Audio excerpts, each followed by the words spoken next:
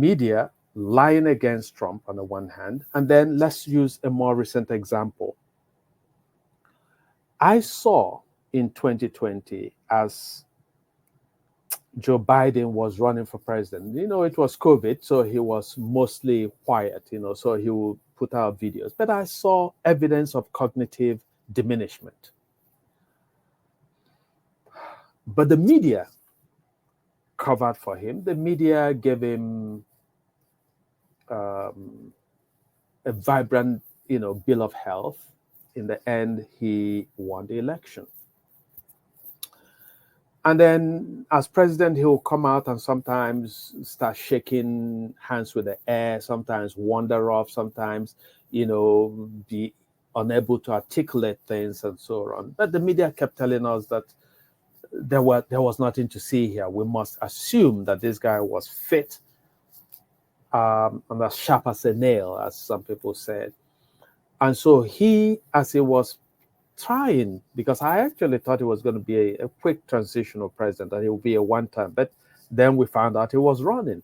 And the media kept telling us that he was in control of things and that he'd brought maturity to the White House and that he was capable of doing another 4 years until the debate happened. And it was clear, that he didn't have it. And then the media started manufacturing excuses, or he traveled intercontinentally, and so on and so forth. But just recently, in the last few days, the New York Times and the Wall Street Journal have come out with reports. In the case of the Wall Street Journal, they interviewed 50 people close to Biden, and they have given a very frightening portrait of the man's cognitive decline, that he's held only 9 cabinet meetings in his 4 years, and that when he held these meetings, cabinet members were asked to write out their questions beforehand. It wasn't a meeting that was open to the public, and then replies were written for him. That he's really not participated in much in the governance. So, and up until the debate, the media was assuring us that this man was in very good cognitive shape. So what I'm pointing out to you then is that the media in this country, you spoke about the time when the media landscape was different. Americans used to believe Walter Cronkite was like a deity. When he said something, Americans took it to be gospel truth. I came to this country and began to watch certain programs. I watched 60 Minutes religiously. If I couldn't be home to watch 60 Minutes, I had it taped. And then 60 Minutes and every program told us, remember the 51 intelligence officials in this country issued a statement saying that the contents of a laptop that Hunter Biden left abandoned had the hallmarks of Russian disinformation. And they were former officials, still contractors for the CIA and the intelligence community. There is no way the intelligence officials who are incumbent, who are serving now, did not know that they were lying. Okay? So on the one hand, you find something false about Trump that is trumpeted to the world as true. Then you find out something that is true about Biden, his cognitive decline, that is trumpeted to the world as false. So when Trump then points to the media and says, they are your enemies, in other words, they're in the business of deceiving you. What the media has done in abandoning what we knew to be objectivity, and by the way, when Trump took over, as somebody who has worked in the media in this country, I was on the editorial board of a major American newspaper. I was disturbed when I heard professors of journalism, to hear practitioners of journalism give talks, write in the papers openly and say, we have to abandon objectivity because Trump represented a unique threat So journalists were then encouraged to be activists rather than serving the truth. So that a lot of the journalists who were proclaiming that Trump had colluded with Russia knew that to be a lie, but they felt anything we can do to undermine this man is fine. A lot of the journalists saying that Biden was fit physically and mentally knew that to be a lie, but they felt that anything to shore up the candidate who would defeat Trump was right. So don't you think that given this larger context, that it's not Trump solely who is wrecking norms, but that there are so many other people, including the political people around Biden, because the Democrats did not have to inflict the wound on themselves that they did this time around, right? Kamala Harris was a uniquely weak candidate. She left in 2020, she left the field polling 2% or less. That's when she left. I think she was the first person to drop out, right? There was a reason that the more, and when she came out initially, she rose. But the more people found out about her and what she represented, the less attracted they felt to her. And the fact that the Democrats told Biden, because I actually believe that Biden, with all his impairment, would have done better against Trump, that he would have won some of the battleground states, right? So Trump has done some really questionable and really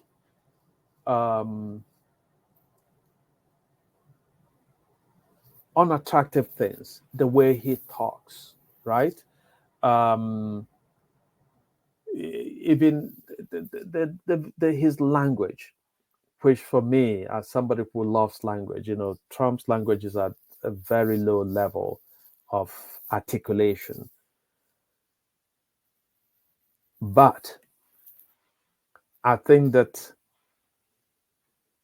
given the lies that have been told against him and told by people who knew better, so if somebody makes a mistake, it's forgivable. But if the media would tell a lie consistently against one party or against one candidate, knowing that to be a lie, I think that's why when he says they are the enemy to you, that his followers say, yeah, because they're trying to deceive us, they're trying to misinform us, they're no longer playing the role, they're no longer keeping to the norm of journalism, which is to inform. Yeah. Let me just say this. Historically in America and most places in the world, the media protects the presidency. If you remember Kennedy, if you remember Roosevelt, the media here in America protected them. So you'll find a president who is sick. It's not the first time that they will cover it up. On a wheelchair, they will cover it up. But they didn't protect Trump, though. Yeah, well. Nor did they protect George Bush. So let's be clear. No. I think that the media in this country, that media practitioners tend to be liberal in their policy. Yeah, there's no question about that. So in the 60s, it was different. Okay. What's his name? Nixon was a dour man who wasn't beloved of the media. They did not protect him. Okay. So when you talk about being protected, it's typically let's not there are different aspects of this story, this role of the media. There is personal stories, okay, and then there is what you call official secrets, and they all have it. There are so many things. Every presidency, doesn't matter, even if it's Obama, every presidency, yes, they have the issue of needing to have things covered up by the media. There was one, I don't want. So, and we don't know. There are certain things we will not know until maybe 100 years from now about all these presidencies. So there's that aspect that is going on and has always been like that. What happened was that recently, starting from, I think it started with Clinton, there was this breakdown in that, of course, it happened when the media split. And there was a split of the media, and everybody now, there are multiple media and they all want stories. Yes. So it became difficult for even the presidency of America to cover up anything. Just like we're seeing in Nigeria now, where, one of the things that brought about the law, the cyberbullying law, is that they could no longer, they already bought the media, control the press in Nigeria, but they can't control the online media. They can't control the bloggers. So they have to come up with a law that will help them silence them, because they can't bribe them. You can't bribe the one in London, the one in New York, the one in Alabama, So anyway, but that's the same thing in America. So because you now have the CNN of this world, you have some media houses that do not even have anybody in the White House. So there's no way you can tell them not to publish what they have. So that was where it broke down. Clinton didn't have an easy press. In the past, they would have covered up everything about Clinton and Monica Lewinsky, but it wasn't possible at that point. So from that point, I don't think Judge Bush had any personal issue in the press as much as. Well, he was widely mocked for his absence of intelligence, which had a credit to it. That's not. But the media, of course, covered when George Bush wanted to invade Iraq. The media knew that. I mean, some sections of the media knew that Saddam Hussein had no weapons of mass destruction. They covered it up because no, they used the media. I think the military industrial complex, they used the media to accomplish. Yeah, I think the media was used in that case, and these are, I think those, if we actually study what happened in this country and the media, I think those are instances where the trust got broken. Yeah, because when the media is now the one exposed, if you look at what happened to Libby. Is it Libby? The Chinese chief of staff. Yes. You find out that people eventually felt that, okay, these people are using us at this point, and we are the fall guys. So, but the point I'm talking about, most things that are happening in any society, not just America, they don't start in one day.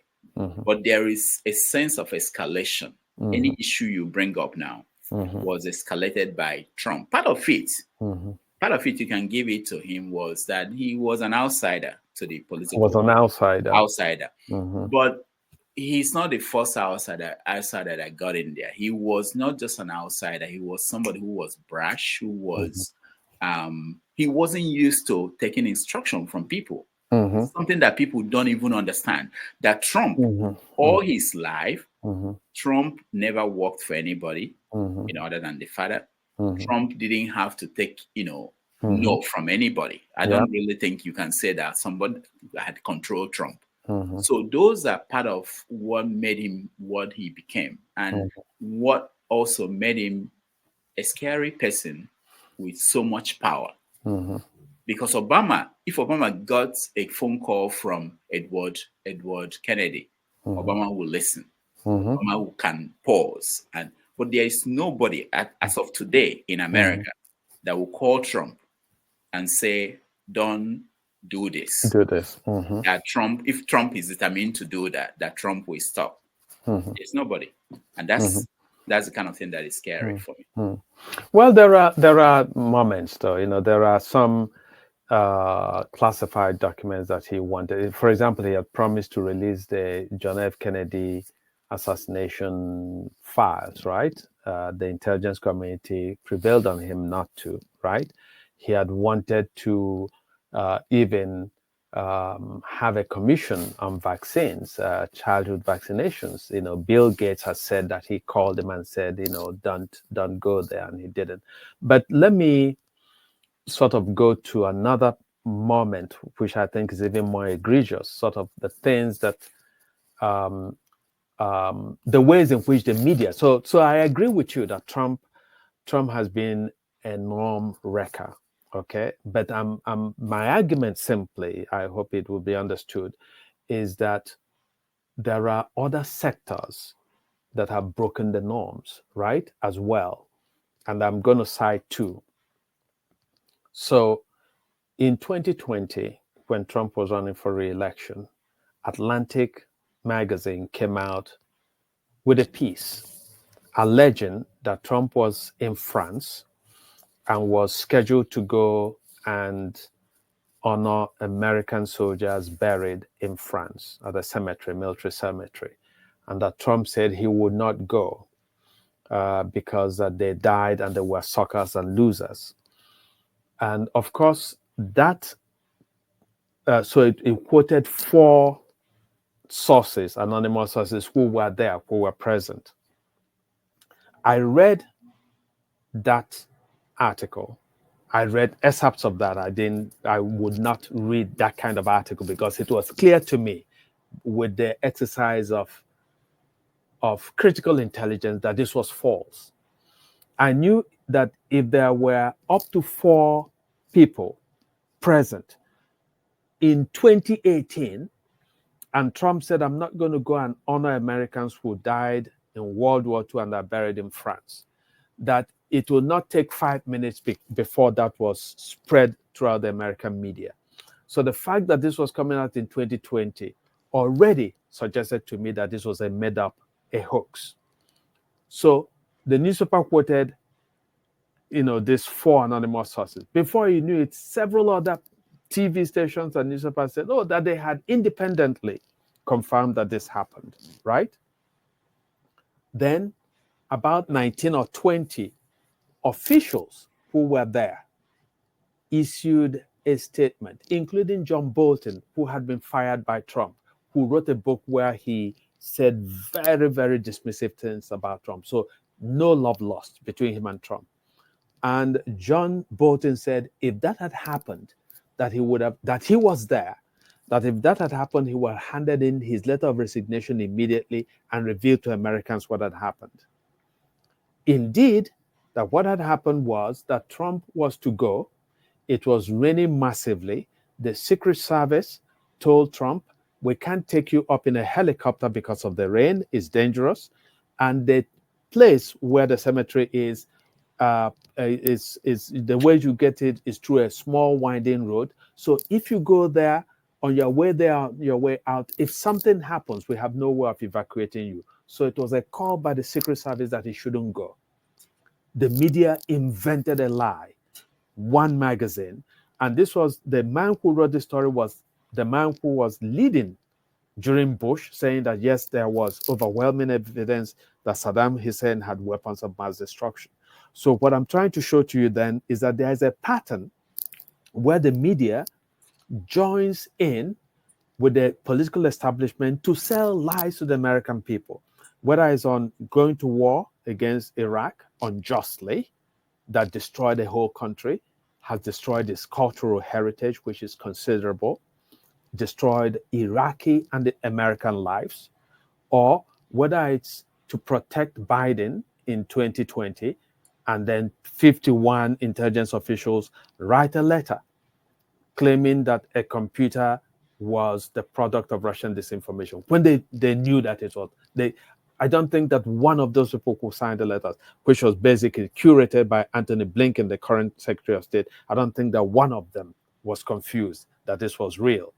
And as you know, the same content of the computer that was claimed to be Russian in origin was now used to secure a conviction of Hunter Biden in a court, and it was going to be used in a different trial before that he pled, entered a guilty plea on. So that's one moment. I think that there was another moment, but part of what has disturbed me. So you talk about the media and its role. The Biden administration, the most frightening thing for me that they did was to propose to set up a disinformation bureau out of the Department of Homeland Security.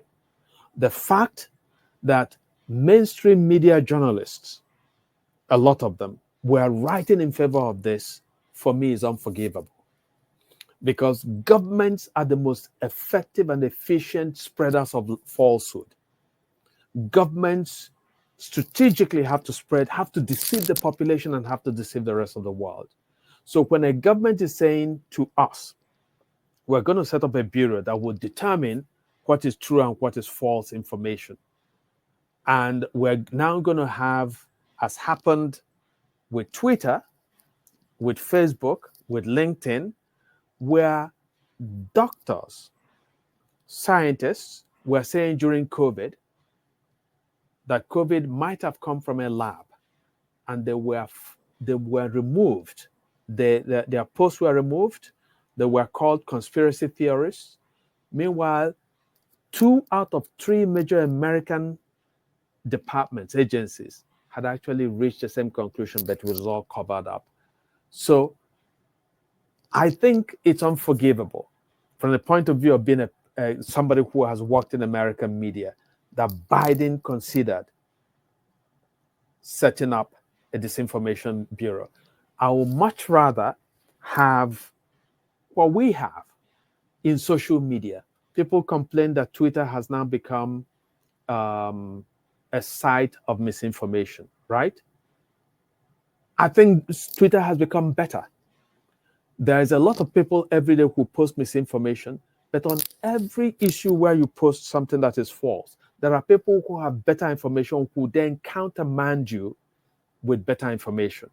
I don't think that the government should ever come in on social media. Newspapers is a different thing, because newspapers, if you write false information on somebody, the person can actually sue you, right? So it's better. They should be regulated. But on social media, if somebody wants to say that the earth is flat, okay, please let the person say so. Because there are a lot of sound scientific minds who will go there and demonstrate that the earth is not flat. Okay? And at any rate, if you are afraid that some people might then believe that the earth is flat, that's fine. Because they will believe it regardless of whether you allow people to post it or not. So anyway, so it's a way of saying that a lot of norms. So one more thing that I wanted to speak about is talking about the breaking of norms. And I think that we should, maybe I should pause at this point, because I just wanted to talk to you. And so the question that I'd like to ask now is, looking to the next 4 years, you've seen some of the people that Trump is nominating for his cabinet. What kind of America do you expect to see? I've written all I need to write about Trump, what will happen. I actually wrote an article of before the election about the election of 2028, the day after. Yes. And in that article, I imagined Trump having to leave the White House. Finally. I imagined that it will require getting some Republicans to go there and tell him that it's time to go. You think he's going to try and stay beyond if his healthy? term? If he's healthy, I don't think so. I don't think so.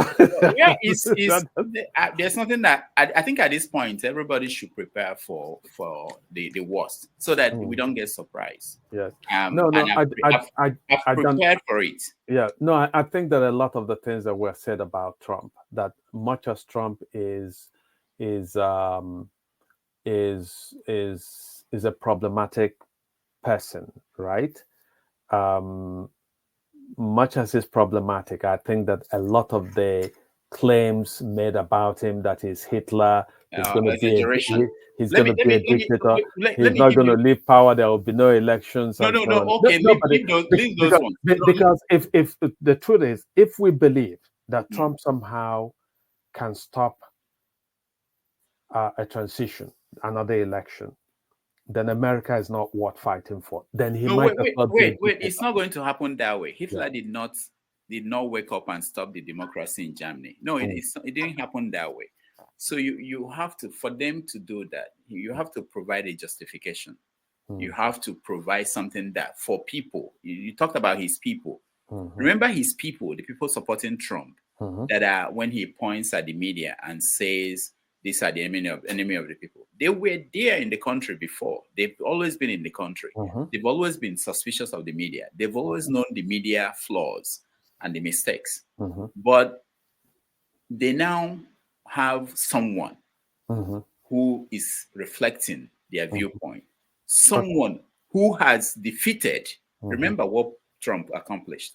He defeated the Republican establishment who were stopping those people who were always there. They've always been in the Republican Party, but they didn't get a chance. You can't see Trump, Bush, Junior, Senior, or even McCain saying that the media is the enemy of the people. And surviving it. The issues were there. They could. I don't think the issues were there to the same scale. I don't think the media. What do you call scale? Scale is simply that Trump is amplifying them. No, Rudolph. Let's be clear. I don't think that the media said unflattering things about other Republican candidates. We were told that Mitt Romney was going to put black people in chains and so on by Biden. Okay.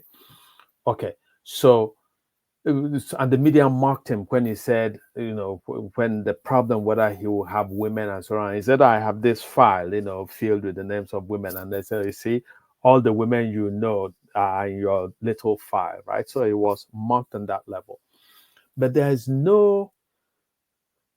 And of course, when George Bush won his controversial victory the first time in Florida with the hanging child and so on, so the media did raise a question about the legitimacy. I want to make sure that you know, because this is what they call unconscious bias. Okay, I want to make sure that you don't only see when the media is mocking the Republicans. But when they mock the Democrats, you don't see that, because I think the job of the late night hosts, apart from the last time since Trump came in, the job of the late night hosts, there's no way. When Clinton was there, I was watching them. There was no mercy on Clinton. Yeah, but Clinton's offenses, right, were peccadillos. Clinton, his philandering, his thing with Monica Lewinsky, is not of the same order as saying that you had colluded with a foreign power, which is actually an adversary of America, to be installed president in America. That's actually out of the pale. Or to say that you had called American veterans who had passed in World War II suckers and losers. But hold on. I wanted to say something about that particular instance. Okay. Is it about what you said about John McCain? No, or not just John McCain. That's one, but also what he said on that extra video about grabbing women. Yeah, grabbing women. What I'm saying is this. What I'm saying is this. Okay, don't you see why someone who said this about McCain, said this about grabbing women, who said other horrible things about Mandela, that people will believe? I don't know the details about how the Atlantic came up with the story and everything. And I know there was a general who came out, but these things I'm not, I think at this point, it's not the details. There was a general that came out and said he was there. One person at least came out to say openly, I think. Okay. I don't know of one person who was on the record. Yeah, there was a general. Yeah, that was. Who was on? That's new. But the point I'm making is that there is a reason why people will believe that. It's totally unbelievable, or if it's coming from any other president, any other time in American history, that somebody will say that. Okay. But based on the track record of Trump and things he said, it was easy for people to believe that probably he did. I don't know the details of that story. Yeah, but Rudolph, so you just pointed, of course, there is a certain predictability to Trump, actually, right? So people said, for example, oh, Trump praised Putin. Trump is so narcissistic. If you praise Trump, much as he and Nancy Pelosi have no love lost, if Nancy tomorrow says, oh, Trump actually is a great person, the very next minute, Trump is going to reciprocate. Trump is like a child, emotionally. If you say something nasty to him, as John McCain attacked him during their run for the, so he looked at him and said, "Oh, you're not a hero. You were captured." It's a very stupid thing to say, but okay. Look at the one where he talked about that he could come down and grab a woman by her private part, and that nothing will happen, right? That actually speaks to, in my view, both the establishment and media corruption. Remember that Trump made that statement when he was running what? The Apprentice. Mm-hmm. They kept it under wraps. They hid it until he came out and became a Republican candidate. Suddenly it was unleashed as a weapon. No, okay, no, that's not the truth. Okay, tell me, when was it released? No, what I mean by that is that it's not about the timing. It's just that it's a standard statement in Hollywood. What's a standard statement? What I mean is people say things like that, like men, when they, not everybody, but okay, men. But what I'm saying to you is that they could have released it the time. But they won't release it. Okay, and stopped his show, right? No, they won't. No, they won't stop his show. Why? Okay, they will stop his show. Do you think that there's a Washington, Bill Cosby, that let me remove Denzel Washington, Bill Cosby. There are people who speak that way in Hollywood. Yes, you're not going to cancel their show because they talk that way. No, but if the atmosphere, I think, of the time when the program was running, if it was said, if the producer that Trump said that to came out and said, "This is what Trump said to me," that he would come out and grab a woman. No, that wasn't that time. I think a lot of women would revolt against the show, and the show might have been canceled. No. But at any rate, I expected somebody to be so revolted. No, not in Hollywood. Not in Hollywood. No. Okay, no. so if now, so now you are arguing against your point. So if Trump could say that, and you say that that's how they talk in Hollywood, then what he said is not extraordinary then. No, yeah, I'm not saying that it's for someone who is in Hollywood, okay? But he's coming to the political arena. Yes. Okay. And then they release it as a weapon. Yeah, as part of when you move to no, seriously. Yeah. Like what are you writing today? Okay. If you go into political, if it's in this country, you go into political space. They are going to read articles you wrote 20 years ago, and they will bring it up for you to answer and explain how you arrive at this kind of conclusion and thoughts. So that's legitimate. I'm not. The point I'm making is that I understand the context where it's like Jay-Z and P. Diddy. They were given the keys of cities all over America. You know, it wasn't that people didn't know what they were doing, but because they were operating in that world, in that field, and that was what was going on. It wasn't right. It was, but nobody was. It was at that time. It wasn't an issue. If they are going to go over to political arena, those things will come out before. If it didn't come out now, that's how it is. Well, that makes sense. But the point though is, I hope you and I can agree that several people. So let me cite one example. Talking about norms, you remember the year Trump gave a State of the Union address, and at the end of it, Nancy Pelosi on world television tore up his speech. That has never happened in American history. Okay, had it happened in the past, on both sides, people would have been outraged. But she did it to Trump and got away with it. Remember, what would have hold on. What would have happened to her?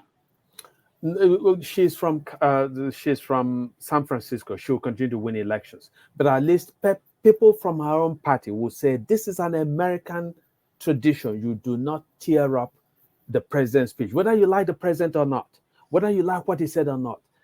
Because tomorrow, let's end this, because I'm thinking about our viewers. With most of them may not be, but let me explain how that's a good example.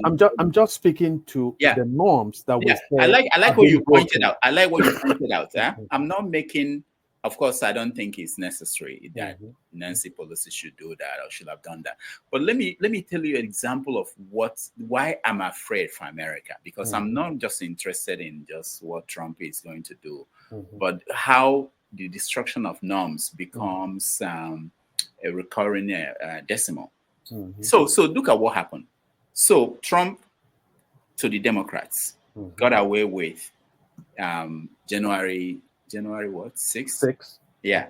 Got away with so many things that they wanted to get him to answer to. Okay? And now, Biden did something that people did not understand, that it was a desperate move. It scared me more than anything Trump had ever done, which was to pardon his son. Did you expect that he would not pardon his son? Oh, yeah. No. I knew he was going to pardon his son. No. Would have been stupid of him not to pardon his son. No. The only thing he did wrong. No. Listen, first of all, if Kamala Harris had won the election, he would take the high ground, being assured that Kamala will pardon the son, right?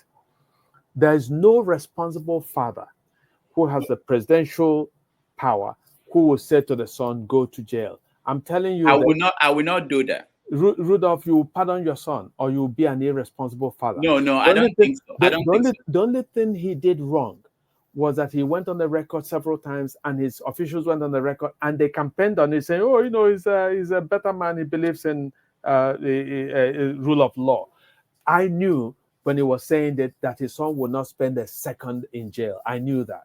Okay. I was not surprised at all. This is how I interpreted it. I didn't think that Biden would do that. But this is how I interpreted what he did. He lost hope in America. Oh, come on. No, this come on. That may be his. No, he did not do so. Maybe his book will explain this. This is what I mean by that. This is what I mean. I think Biden felt the country is going to hell anyway, so we might as well all be mad. Because I thought he was crazy for him to pardon his son after saying he will not pardon him. Okay, I mean, Rudolph. It's not even his. Rudolph, do you know that the more serious crimes on that tape, on that computer, were allowed, that the statute of limitation ran out, the tax things? Do you know Anthony Babalinsky? Do you know of Anthony Babalinsky? No. Okay. That's because perhaps the media are not telling us the scale of corruption. Anthony Babalinsky was a man chosen by the Bidens to run a company that was going to receive money from a Chinese energy company. Oh, I've heard about that. Okay. Yeah. And on that computer, there is a breakdown of the shares of the company, the money they brought. And they said 10% for the big man. Anthony Babalinsky went to Congress and testified that Biden was a big man. So I can tell you, it did not make sense that Burisma, the Ukrainian energy company, was paying Hunter Biden $50,000 to $80,000 a month for, I think, more than a year. Okay, if they were. And Biden initially said, I never met any of his business associates. It has turned out that he met so many of his business associates. Then he says, oh, my son did nothing wrong. So the crazy thing actually is you saw the unprecedented level of his forgiveness for 10 years, 2014 to 2022, right? Okay. But he's placed his son in jeopardy because having been forgiven, he's now duty bound. He can no longer claim the fifth. So when he arrives in Congress, because he will be summoned to testify, if they ask him questions about his father's culpability in this corruption scheme, because it's a larger corruption scheme. The Chinese were not giving money to Hunter because they saw a wizard of a businessman. They were not, the Ukrainians were not giving money to Hunter outside of his father. So the question is, did Joe Biden benefit? And remember that Joe Biden's brother was also getting contracts in different parts of the world, including in Iraq, to do reconstruction. So were they getting this because they were on their own legitimate businessmen, or were they getting it as a kind of kickback to Biden?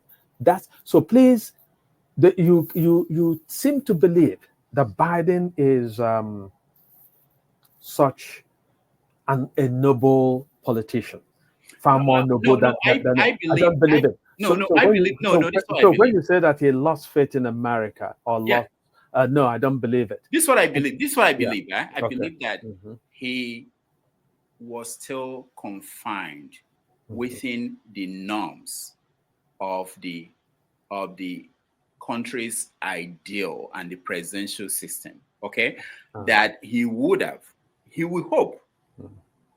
Even if Bill Clinton pardoned his brother. Yeah. You know that Bill Clinton pardoned his brother, right? Yes. And you know that Trump pardoned his father-in-law. Yeah, but not before they served time in whatever the consequence of what it depends. It depends. Yeah. But this one is before, and even to the point that you cannot bring further charges. So that's what I'm saying. I'm saying that what happened in this case, I may be wrong, but I'm reading it that he felt, and I know a lot of people felt that way, that we have all agreed that we are going to go to hell. America is this is how some people feel. No, that America is going to. So let's all go there. Yes. Okay. So let me say one last thing about Trump. I don't want to make this about Trump because we are audience are Nigerians, and but the last thing about Trump is looking at this Matt Gaetz. And which is back to what my concerns are about the character Trump, who would have been the Attorney General of the Federation. What it tells you, apart from people say it and walk away, that it tells you something about Trump's decision making. No, it's more than that. It tells you that either he did not care to know who he wants to appoint the Attorney General of the Federation, or he knows he wants someone who is as damaged as he is,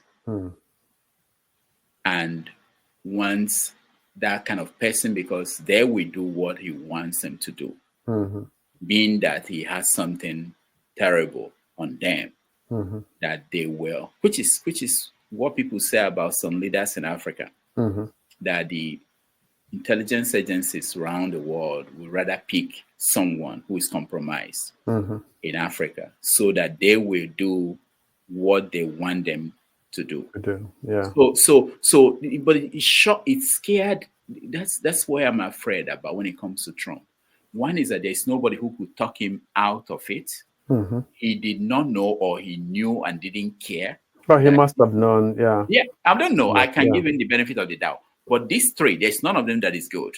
The one that he knew and still wanted him. Two, that he did not know and didn't care to know. And three, that there was nobody who could talk him out of it. These three things, it will repeat itself in other ways, in other areas, in other things. And it may be a life or death situation for a lot of people or for the country, the direction of the country. So and you made one other thing I want to point out. You pointed at people liking him for certain things. It doesn't mean that they are right. The fact that people like you for certain things. If you announce today that you are going to take over from Simon Ekpa as the leader of the Biafrans, people will like you. But does that make it, the fact that you are liked, does that make everything right about people liking you? No, the argument I was making simply is not the rightness of it. It's wrong for Trump to point to the media and say these are the enemies, right? But I'm also, because you pointed to that as Trump breaking the norm. And all I wanted, because I think as a person, I go for full accounting.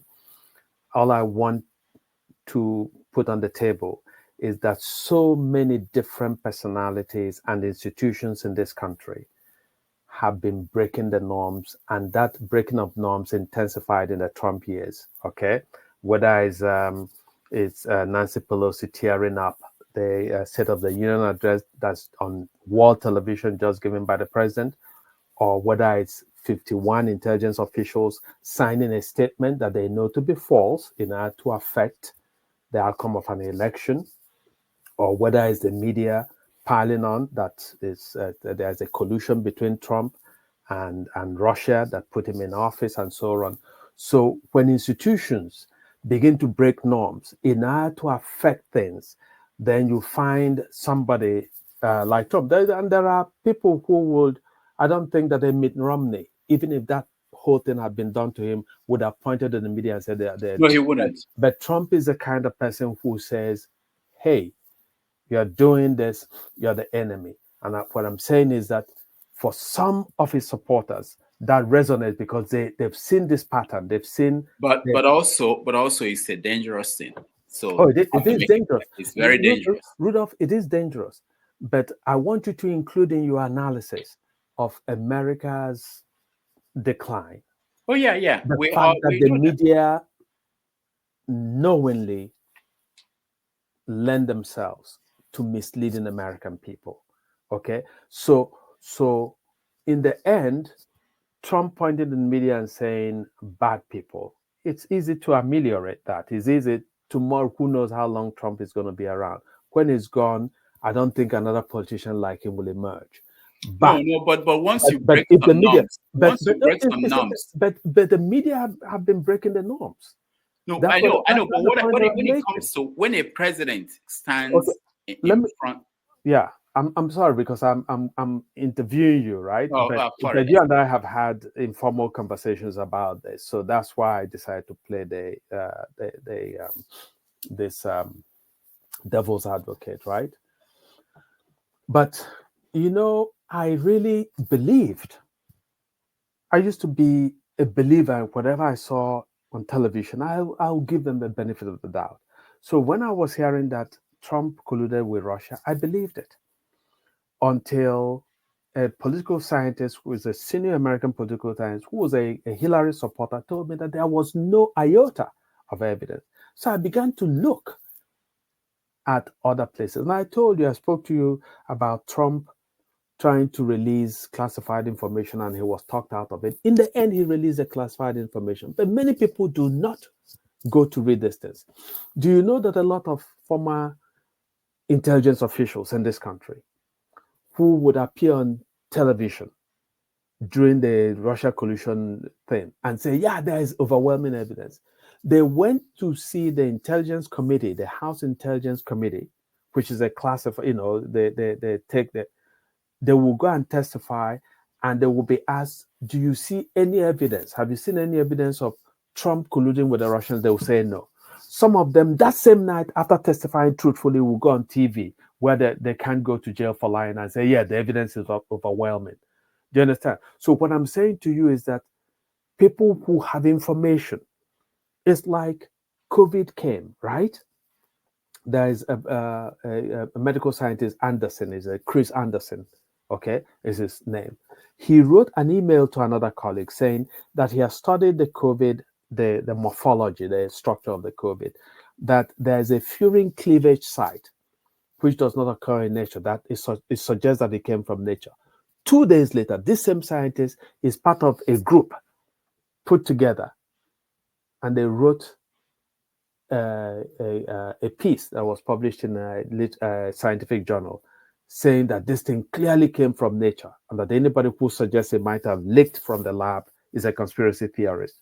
On the basis of this tendentious, meretricious contraption, any scientist, however reputable they were, who suggested that this could have come to nature was called a conspiracy theorist, was banished from speaking on social media. Okay? The same man, he knew, he did not believe what he signed his thing to. So I'm saying to you that let's not, so what Trump is doing is dangerous. But I'm saying let's not focus on Trump in isolation of the institutions. All right. Yeah, I agree. That are breaking norms and that are lying to us on a daily basis. I agree. I don't think that America is not perfect and is having problems across the board. So let's hope that it will last another 50 years at the top. But who knows? Yeah. Let me show you this video. Okay. Just quick video, and then we'll call it. I know. So. Don't stop! Don't stop! Don't stop! Don't stop! Don't stop!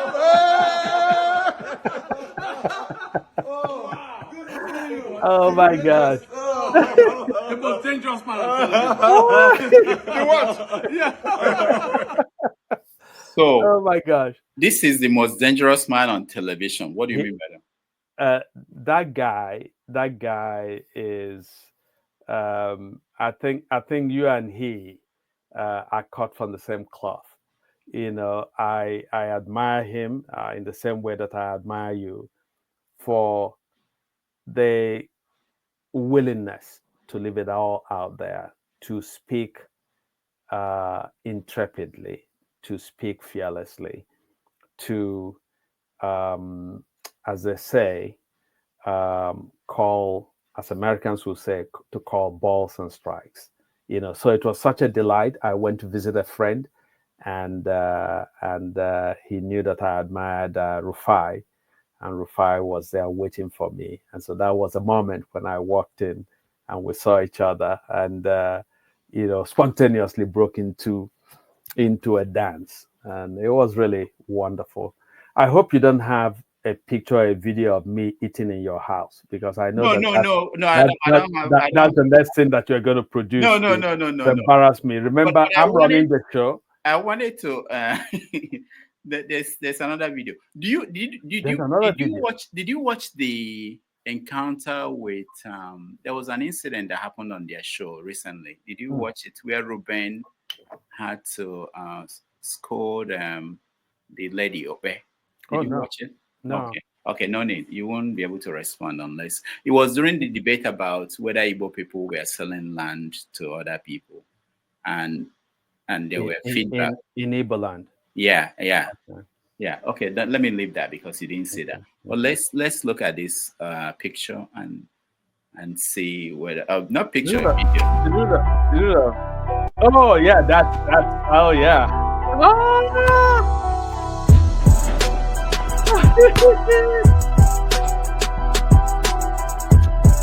Is that real? Of course. Are you kidding? That's me. Michael Jordan, okay, Ndibe. Come on.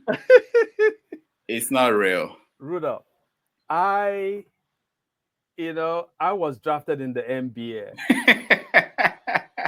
So you're laughing. You're breaking norms right here. No, was that AI or something? Rudolph Okonkwo, you don't know anything about me, do you? Were you able to jump that high? Rudolph Okonkwo. No, Rudolph. I really want to be sure that it was you that jumped. Yeah. You know, up until a few years ago, I used to challenge my students every end of semester. I'll challenge any student to come out to the field, and I'll do 100-meter dash with them, and I would beat my students. You know, I was a star, a track and field star in secondary school, and because I've stayed in shape, more or less. Unlike you, I don't eat McDonald's. You know. Number 5. Yes, number 5. I watch what I eat. I love to cook. I love your wife's food. You know that whenever your wife calls, I show up to eat. But so one year, I had a student who was one of the younger sons of Hugh Hefner, the publisher of Playboy magazine. So I challenged my students at the end of the semester to a race, and he was the only person who agreed to come out.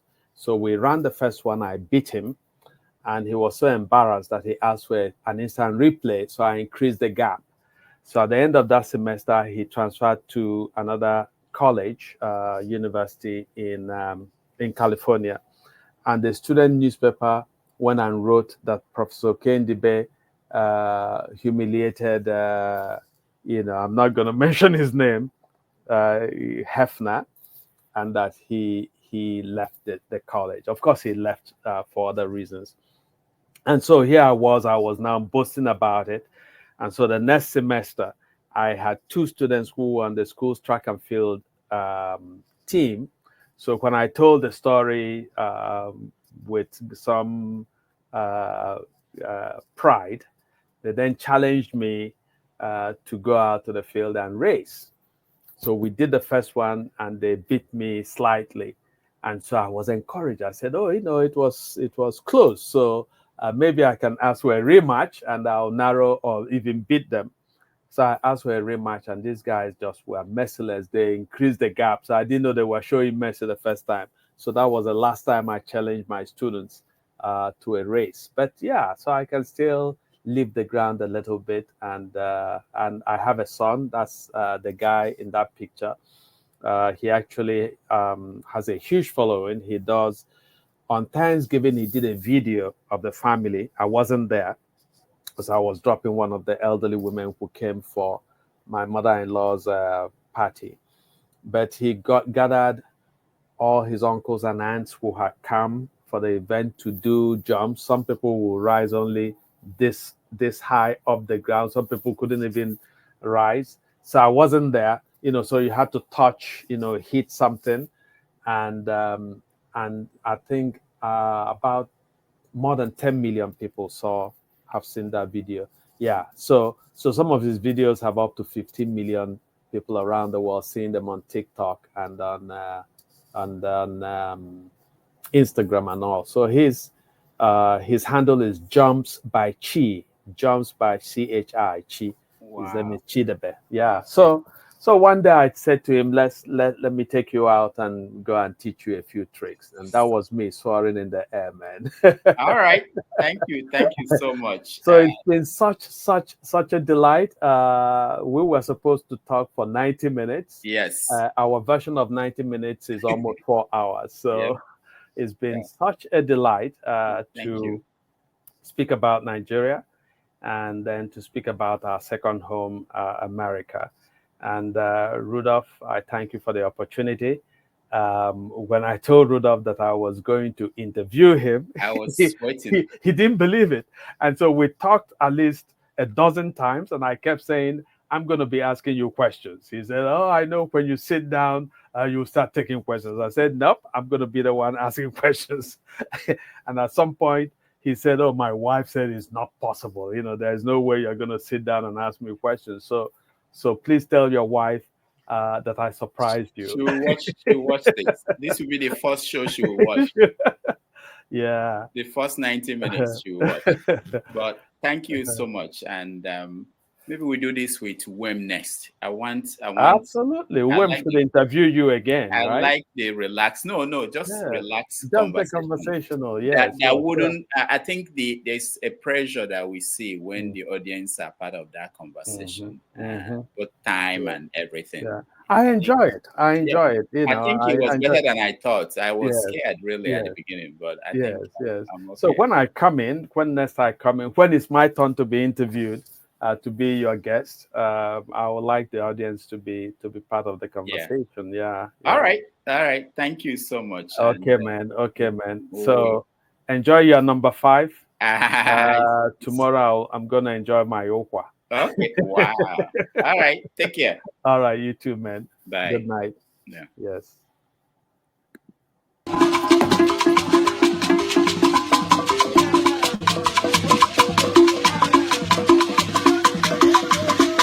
Oh, come on.